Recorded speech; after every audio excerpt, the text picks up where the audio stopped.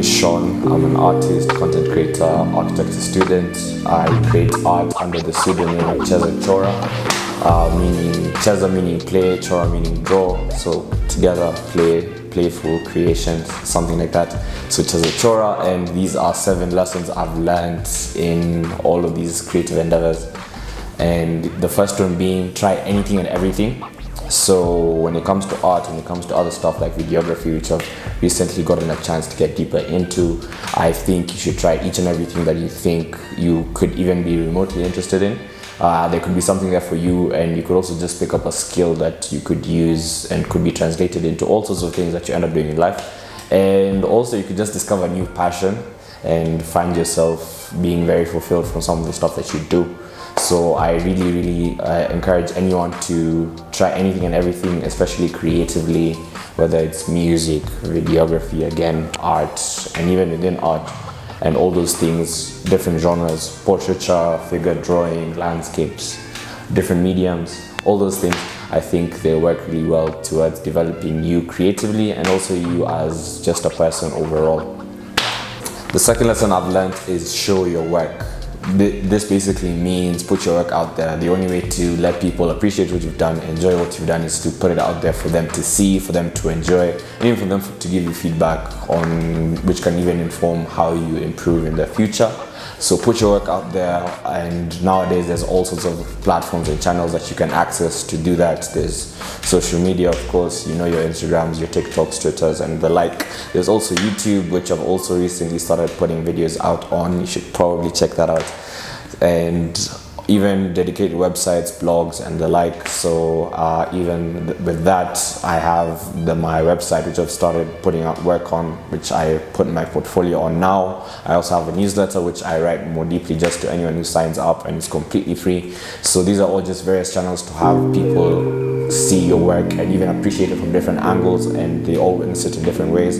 Because obviously with all these platforms, people are, for example, on Instagram for different reasons than they are on YouTube, and putting work on both platforms allows different types of people to see it, and even the same types of people to see the same thing in different ways.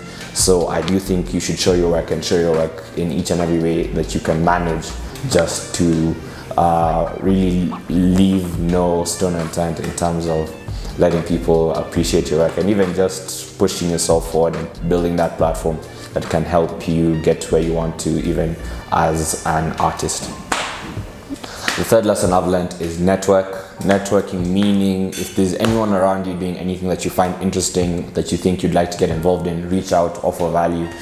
It's not just for the sake of reaching out, offer value, see if there's anything you can come together and, greet hands or combine minds at, and just in each and every way come into direct contact with these people. I think you should do everything in your power to have people in and around you that inspire you, that encourage you, and I think that will be the type of environment that lets you even create in a safe space, and also just lets you spur you on to put out the best work, bounce off of ideas of some of the best people, and even open certain doors, certain opportunities that would never otherwise be accessible if you didn't come into contact with these people. And I think that's some of the best ways. You also just get to meet great people overall, make great friends who care about the same things and are passionate about the same things. So who doesn't like that? So I think anyone should just go out of their way to meet each and every person that they like and can really get to know for whatever reason, whatever they're doing, whatever they are, even what their energy is and their vibe is, and the message that they convey. Okay, another lesson that I've learned is steal like an artist. Stealing like an artist meaning take each and everything, take as much things from around you that inspire you as you can. The Bible says that there's nothing new under the sun, and I don't think that could be any more true. So I think in each and every way that you think you can be inspired, anything that you think is cool, take what you can from it, take as much as you can from it, and pretty much take it and make it your own, and then you can, from there, you can create something that you can call your own and own. And there's really a difference between like good theft and bad theft, or stealing and probably plagiarism. Plagiarism is taking stuff and passing it off as your own, Whereas stealing, for example, here like an artist is stealing from many, not just one. So you get inspiration from a variety of sources that you take and make your own. You take what you want and you make it your own. And also you give credit where you can. So you don't pass it off as your own. Anywhere where you can find a way to naturally and authentically give credit, do give credit, and don't be shy of giving credit when it comes to it. So I think that's one way to just never run out of ideas if really the world is your oyster. Like, there's so many people that have come before you that have made great things, and there's so much to learn from them and even unpack from some of the greats in whatever field. So looking back, looking forward, looking all around you, I think it's a really great way to boost yourself creatively by stealing like an artist. The fifth lesson that I've learned in my creative journey as an artist, content creator, even just exploring all sorts of creative fields, has been avoiding comparison at all costs. There's pretty much no point. I don't think it gets you anywhere. It's not productive and just makes you end up feeling worse about yourself and what you do, really from a misinformed standpoint, really, because I think what you end up doing is you can't appreciate a lot of what people's accomplishments as what they are because you don't understand the context under which those things happened. Maybe they have some sort of unfair advantages that you can match because of circumstances outside of your control, or you just don't understand how much work they put in to get to where they are. So I don't think comparison is ever really a productive thing if it's not coming from a point of inspiration, especially if it's coming from a point of discouragement, because you're really just putting people's highlights against your own realities, and I don't think that's ever a good combination.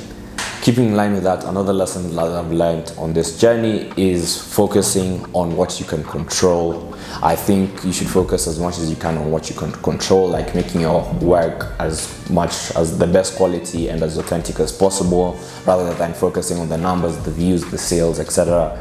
I just think that's the most useful use of your time, the most productive use of your time, and focusing on other things that you can't control, for example, like your sales or your numbers or your views or the attention you get for whatever that you put out there. I don't think it's the most creative thing that you can do for yourself. I don't think in the long run it works out best, and even leaves us discouraged and puts us off putting out anything in the first place.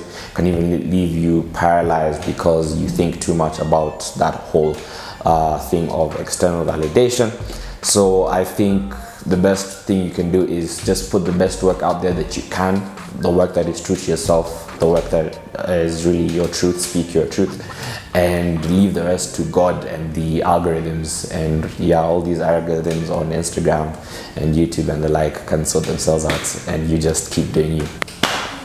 The seventh and final lesson that I've learned in my time just really intentionally chasing that, and exploring that creative space is play the long game and plan your actions accordingly.